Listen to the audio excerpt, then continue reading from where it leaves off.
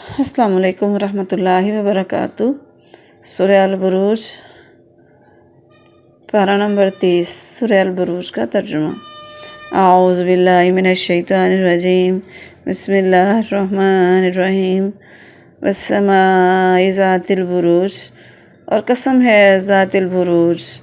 वस्समाइ आसमान की, वाव मानी कसम, ज़ातिल बुरूज बुर्जों वाले आसमान की, वल यौमी और उस दिन की, मौऊद जिसका वादा दिया गया है, व शाहिदिन और हाजिर होने वाले की, व मशहूद और जिसके पास हाजिर हुआ जाए। कुतिला मारे गए, असहाबुल उखदूद खंदकों वाले, असहाबुल उखदूद खंदक वाले मारे गए। अन्नारी जो आग थी, ज़ातिल वकूद बहुत ईंधन वाली। इस जब हम वो अलैहा उस पर, क़ुऊद बैठे हुए थे, वहम और वो अला उस पर, माँ जो या फालूना कर रहे थे, बिलमोमिनीना ईमान वालों के साथ, शहूद गवाह थे। वमा नाकामू और नहीं उन्होंने बदला लिया, मिनहुम उनसे, इल्ला मगर अन युमिनू के वे ईमान ले आए थे, बिल्लाहिल अज़ीज़िल हमीद पर। अल्लाज़ी लाहु मुल्कुस समावाति वल अर्द, जिसके लिए है बादशाहत आसमान और ज़मीन की, वल्लाहु अला कुल्ली शैइन शहीद, और अल्लाह हर चीज़ पर गवाह है। इन्नल्लज़ीना फ़तनू, बस बेशक वो लोग जिन्होंने आजमाइश में डाला मोमिन मर्दों को और मोमिन औरतों को, सुमा फिर लम यतूबू नहीं उन्होंने तौबा की, फ़लहुम अज़ाबु जहन्नम वलहुम अज़ाबुल हरीक, और उनके लिए अज़ाब जहन्नम और जलने का अज़ाब भी है। इन्नल्लज़ीना आमनू व अमिलुस्सालिहाति लहुम जन्नातुन तजरी मिन तहतिहल अनहार, ज़ालिकल फ़ौज़ुल कबीर, ये बड़ी कामयाबी है। इन्ना बदशा पस बेशक पकड़ रब्बी का तेरे रब की, ला शदीद बहुत सख्त है। इन्नाहु हुवा युब्दिउ, पस बेशक वो पहली बार पैदा करता है, व युईद और दोबारा पैदा करेगा। वह वल गफूर, और बेशक वो बेहद बख्शने वाला, अलवदूद नहायत मोहब्बत करने वाला। ज़ुल अर्शी अर्श वाला, अर्श का मालिक है, मजीद बड़ी शान वाला है। फ़आलु पस वो करता है, लिमा जो युरीद वो चाहता है। हल क्या अता का तेरे पास आई है, हदीस खबर जुनूद लश्करों की, फ़िरौन की और समूद की, बलिल्लज़ीना काफ़रू बल्कि वो लोग जो काफिर थे, फ़ी तकज़ीब जुटलाने में लगे हुए थे, जुटला रहे थे। वल्लाहु और अल्लाह ताला मिन वराइम उनके पीछे से मुहीत घेरने वाला है। बल हुआ कुरान मजीद, बल्कि यह कुरान तो बड़ी शान वाला कुरान है। फ़ी में लौहिम महफूज में, यानी ऐसी तख्ती में जिसकी महफूज हिफाजत की जाती है। बामुहावरा तर्जुमा। कसम है बुर्जों वाले आसमान की और उस दिन की जिसका वादा दिया गया है, और हाजिर होने वाले की और जिसके पास हाजिर हुआ जाए। मारे गए उस खंदक वाले जो सरासर आग थी, बहुत ईंधन वाली, जब वो उसके ऊपर बैठे हुए थे, और वो जो उस पर ईमान लाने वालों के साथ कर रहे थे, गवाह थे, और उन्होंने उनसे इसके सिवा किसी चीज़ का बदला नहीं लिया कि वो उस अल्लाह पर ईमान रखते थे जो सब पर गालिब है, हर तारीफ़ के लायक है। वो कि आसमानों और ज़मीन की बादशाही सिर्फ़ उसी की है, और अल्लाह हर चीज़ पर गवाह है।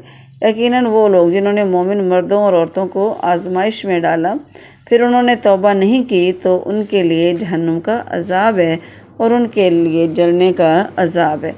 बिलाशुबा वो लोग जो ईमान लाए और उन्होंने नेक काम किए, उनके लिए ऐसे बाग़ात हैं जिनके नीचे नहरें बह रही हैं। यही बड़ी कामयाबी है। बेशक तेरे रब की पकड़ यकीनन बहुत सख्त है। बेशक वही पहली बार पैदा करता है और वही दोबारा पैदा करेगा, और वही है जो बेहद बख्शने वाला, नहायत मोहब्बत करने वाला है। अर्श का मालिक है, बड़ी शान वाला है, कर गुज़रने वाला है जो चाहता है। क्या तेरे पास उन लश्करों की खबर पहुंची है जो फ़िरौन और समूद थे, बल्कि वो लोग जिन्होंने कुफ्र किया जुटलाने में लगे हुए हैं, और अल्लाह उनके पीछे से उन्हें घेरने वाला है। बल्कि वो एक बड़ी शान वाला कुरान है, اور تختی میں لکھا ہوا ہے جس کی حفاظت کی گئی ہے۔ السلام علیکم ورحمۃ اللہ وبرکاتہ۔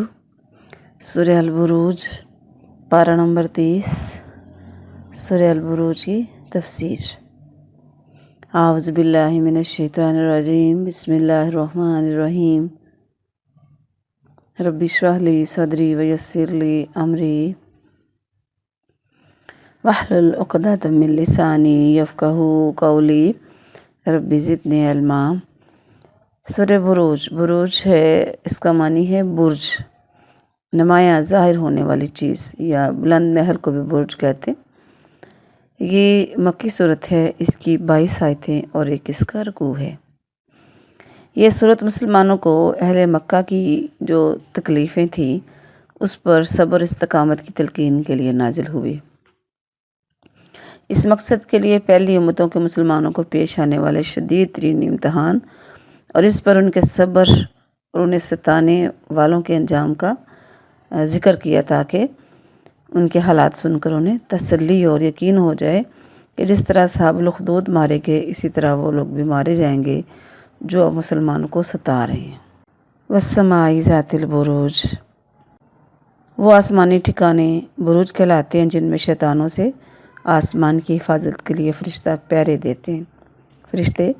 پہرا دیتے ہیں۔ سورج اور چاند کی منزلوں کو بھی بروج کہا جاتا ہے۔ والیوم الموعود، یعنی وعدے کا دن، قیامت کا دن، جس دن جزا سزا کے لیے جس دن کا وعدہ کیا گیا۔ وشاہد و مشہود، حاضر ہونے والا اور جس کے پاس حاضر ہوا جائے۔ سارے قیامت کے دن اللہ کے ہاں حاضر ہوں گے۔ قتل اصحاب الاخدود، یعنی عظیم الشان برجوں والا آسمان، قیامت کا دن، کسی بھی مقام پر حاضر ہونے والے لوگ اور کوئی بھی موقع جس میں لوگ حاضر ہوتے ہیں، یہ سب چیزیں اگر اپنا وجود رکھتی ہیں اور یقیناً ان کے وجود میں کوئی شبہ نہیں، تو یہ بات بھی یقینی سمجھ لو کہ جن لوگوں نے بڑی بڑی خندقیں کھدوا کر انہیں آگ سے بھروا کر پھر جو اہل ایمان اپنے ایمان پر ڈٹے رہے اور مرتد نہ ہوئے، انہیں اس آگ میں پھینک کر ان کے جلنے کا تماشا دیکھتے رہے، وہ مارے گئے، کیونکہ وہ زبردستی ان کو اسلام سے پھرنے کے لیے کہتے تھے، ایمان سے پھرنے کے لیے کہتے تھے، اور پھر نہ ماننے پر ان کے ساتھ یہ کچھ کر رہے تھے۔ تو اللہ نے بتایا کہ وہ جو زبردست ہستی جو ان پر برجوں والے آسمان کو پکڑے ہوئے ہے، جس نے انصاف کے لیے قیامت کا دن مقرر کیا ہے، تو دنیا میں ایسے کئی واقعات ہوتے رہتے ہیں جن کے بارے میں سبھی جانتے ہیں کہ پھر جو ظالم ہوتا ہے اس کی پکڑ تو پھر ہوتی ہے نا۔ تو اس میں اہل ایمان کو خندق کھود کر آگ میں جلا دیا گیا۔ یہ جو واقعہ ہے نا، ایک صحیح مسلم میں بھی حدیث ہے، لمبی والی حدیث ہے۔ اصحاب الاخدود میں ایک واقعہ آتا ہے، یہ عیسائیت کے دور کا واقعہ ہے۔ صحیح مسلم میں صہیب رضی اللہ عنہ کی حدیث ہے کہ ایک بادشاہ تھا، اس کے پاس ایک کاہن تھا، کاہن نجومی خبریں وغیرہ بتانے والا۔ تو جب وہ بوڑھا ہو گیا کاہن، اس نے بادشاہ سے کہا کہ کوئی ایسا بچہ ڈھونڈو جس کو میں اپنا علم سکھا سکوں کہ میرے مرنے سے میرا علم کہیں قبر میں نہ چلا جائے، جادو ٹونے یا جو بھی وہ قسمت کا حال دیکھتا تھا، اندازے لگاتا تھا، فال نکالتا، جو بھی کاہن جو تھا۔ تو ایک بچہ ڈھونڈ دو، اس کا میں علم سکھا دوں۔ تو بادشاہ نے ایک ذہین، سمجھدار، ہوشیار بچہ ڈھونڈا اور اس کے حوالے کر دیا۔ اب وہ بچہ اس کے پاس علم سیکھنے جانے لگ گیا۔ راستے میں ایک راہب، عیسائیت کا راہب، یعنی تب عیسائیت صحیح اپنے دین پر تھی، تب اس میں رد و بدل نہیں آئی تھی۔ تب کیا ہوا کہ وہ جو بچہ تھا وہ جاتا تو راستے میں اس کو ایک راہب مل گیا۔ تو راہب نے کہا مجھ سے بھی سیکھو، میرا علم بھی سیکھو۔ تو وہ راہب کے پاس سے بھی علم سیکھنے لگ گیا۔ راہب نے اسے بتایا کہ دیر ہو جائے تو کہنا کہ میں ادھر تھا، کاہن کے پاس تھا۔ کاہن پوچھے تو کہنا گھر سے دیر سے آیا تھا، کچھ اس قسم کا بہانہ بنا لینا۔ اب وہ دونوں طرف سے علم سیکھنے لگ گیا بچہ۔ ایک دفعہ وہ جا رہا تھا تو راستے میں اس نے دیکھا کہ ایک بڑا جانور، کوئی کہتے ہیں سانپ تھا، کوئی کچھ اژدہا کہتے ہیں، کوئی کچھ، بہرحال وہ ایک خطرناک قسم کا کوئی جانور یا سانپ تھا۔ تو ایک طرف اس کے دونوں طرف لوگ کھڑے تھے راستے میں، وہ بالکل لوگوں کے کھڑا تھا، تو کسی سے مر نہیں رہا تھا، سبھی ڈر رہے تھے۔ تو اس بچے نے بسم اللہ پڑھ کے اس سانپ کو یا جو بھی وہ جانور تھا موذی، اس کے اوپر پھینکا پتھر، اور ساتھ دعا کی اللہ مجھے پتہ لگ جائے گا کہ اگر بسم اللہ کہنے سے یہ موذی جانور مر گیا تو پھر مجھے پتہ چل جائے گا کہ سچا دین کس کا۔ وہ پتھر اس جانور کو لگا، وہ مر گیا۔ اور جب اس نے بسم اللہ پڑھی تو باقی لوگ دیکھ رہے تھے، انہوں نے اس سے پوچھا، تو وہ جب اس نے بتایا بچے نے کہ بسم اللہ پڑھی ہے، تو سارے اس پر ایمان لے آئے۔ اب بہت سارے لوگ اس بچے کے پاس آنے لگ گئے، وہ ان کو کوڑی کو تندرست کرتا، بیماریوں والوں کو پھونک مارتا، دم کرتا، وہ صحیح ہو جاتے۔ اس طرح اس بچے کی شہرت ہوتی گئی اور وہ بہت سے لوگ اس پر ایمان لے آئے۔ بادشاہ کو جب پتہ چلا اس بات کا تو اس نے اس کا حل یہ نکالا، پہلے اپنے سپاہیوں سے کہا کہ جاؤ اس بچے کو جا کر پھینکاؤ، پہاڑ کے اوپر سے گرا کر مار دو۔ وہ سپاہی گرانے کے لیے لے گئے، پہاڑ ہلا، وہ خود گر گیا، بچہ صحیح سلامت واپس آ گیا۔ پھر ایسے پانی میں گرانے کی کوشش کی کشتی کے ذریعے، تو باقی سارے ڈوب گئے، وہ بچہ واپس آ گیا۔ ایسے اس نے اپنی جب ساری کوششیں کر لی، جب وہ ناکام ہو گیا بادشاہ، تو بچے نے کہا کہ ایسے کرو، مجھے اگر مارنا ہی چاہتے ہو نا تو جو تیر مجھے مارو گے یا جو چیز جس چیز سے مارو گے اس پہ بسم اللہ کہنا، لیکن اس کے لیے تمہیں بہت سارے لوگوں کو میدان میں جمع کر لینا ہے، جب ان کے سامنے تم نے ایسے کرنا۔ ایسے ہی کیا گیا، وہ بچے کو تیر لگا، بسم اللہ بادشاہ نے پڑھی، تیر مارا تو وہ بچہ ہلاک ہو گیا، شہید ہو گیا۔ جو لوگ پاس بیٹھے ہوئے تھے سارے لوگ، وہ بھی مسلمان ہو گئے، وہ بھی مان لے۔ اب بادشاہ کو تو پہلے سے بھی زیادہ مسئلہ بن گیا، تو اس نے پھر اس کا حل یہ نکالا کہ اتنے سارے لوگوں کو، ایمان والوں کو کہاں پھینکے۔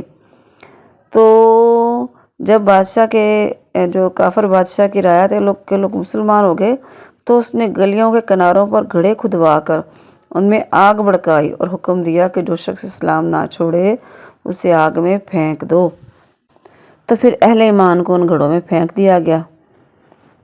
تو کہتے ہیں اسی دوران ایک ماں چھوٹے سے بچے کو اٹھائے ہوئے جب چھلانگ لگانے لگی اس میں، تو اس کا دل تھوڑا سا وہ رکی اپنے بچے کی وجہ سے، کوئی چھوٹا سا دودھ پیتا بچہ ہے، تو بچہ بول اٹھا کہ ماں صبر کرو، آئندہ جو ہماری زندگی اس سے اچھی ہے، تو ماں بھی پھر اس میں کود گئی۔ بہرحال یہ ایمان والوں کی بہت بہترین مثال ہے جو مکمل ایمان پر ڈٹے رہے۔ کہتے ہیں کہ اسی بچے کی قبر نا کھدوائی گئی جب عمر رضی اللہ عنہ کا دور تھا، کسی وجہ سے قبر کھودی گئی، وہاں سے کتبہ ملا، پتہ چلا کہ وہی بچہ ہے۔ تو اس کے ماتھے پہ، یہاں پہ اس کو مارا گیا تھا نا تیر، وہاں پہ اس نے اپنی انگلی رکھی ہوئی تھی، تو جب اس کی انگلی ہٹائی گئی تو خون فوراً چل پڑا، یعنی شہید ہمیشہ ایسے ہی رہتے ہیں۔ دوبارہ اس کو پھر انگلی وہیں پہ رکھ کے اس کو دفنا دیا گیا۔ اذ ہم علیہا قعود، یعنی کنارے پر جلنے کا بیٹھ کے تماشا دیکھ رہے تھے، انہیں جلتے ہوئے دیکھ کر ان کے دلوں میں کوئی نرمی نہیں آئی۔ اسی طرح بہت ساری کافر قوتیں آج بھی مسلمانوں کے ساتھ ایسے کر رہی ہیں، مثلا انڈیا میں، برما میں، افریقہ میں، اور حالیہ جو ہے فلسطین میں۔ وما نقموا منہم، یعنی ان کو کس چیز کا ان کو یہ زیادتی کی جا رہی تھی، صرف اس وجہ سے کہ انہوں نے اللہ پر ایمان لائے۔ وہ ان الذین فتنوا المؤمنین، یا پھر اللہ تبارک بتا رہے ہیں کہ جو ایمان والوں کو فتنے میں ڈالتے ہیں، ستاتے ہیں، ان لوگوں کا انجام بتایا۔ پھر ایمان والوں کا اللہ تعالیٰ نے انجام بتایا کہ پھر آگے ان بطش ربک لشدید، کہ تیرے رب کی پکڑ بڑی سخت ہے، اس لیے ظالم لوگوں کو سوچنا چاہیے، وہی زندگی بھی دیتا ہے، وہی دوبارہ مارنے کے بعد دوبارہ زندہ بھی کرے گا، وہ انسانوں کو معاف بھی کر دیتا ہے اور اس کے بہت زیادہ ودود محبت بھی کرتا ہے۔ ذو العرش المجید، بڑے عرش کا مالک ہے، اس کی اتنی بڑی بڑی قدرتیں، اتنا عرش عظیم ہے اس کا۔ پھر آگے بتایا گیا حل اتاک حدیث الجنود، یہاں پہ بتایا اہل مکہ کو اصل میں بتایا جا رہا ہے کہ پہلے جو قومیں گزری ہیں نا، فرعون، سمود، ان لوگوں کو اللہ نے پکڑ لیا۔ یہاں پہ مسلمانوں کو اللہ تعالیٰ اور اپنے نبی کو تسلی دے رہے ہیں۔ پھر وللذین کافروا، بلکہ جو کافر لوگ ہیں ان کا انجام ان کو دیکھ لینا چاہیے، جو سرکش ہوئے ہیں ان کو سوچنا چاہیے یہ جو قرآن کیا ہے، یہ قرآن تو کلام الہی ہے، اس میں کسی شیطان کا کوئی عمل دخل نہیں ہے۔ تو جب اس کو اتنی ساری ان کو تفصیل بتا دی گئی کہ اس کی حفاظت جو ہے فرشتوں کے ذریعے کی جاتی ہے، شیطان کا اس میں کوئی عمل دخل نہیں ہے، تو پھر اس بارے میں کلام الہی ہونے کے بارے میں، اس قرآن کے بارے میں پھر کیا شبہ رہ جاتا ہے بھلا۔ الحمدللہ ہماری سورہ البروج مکمل ہو گئی۔ اللہ تبارک ہم کو عمل کی توفیق عطا فرمائے۔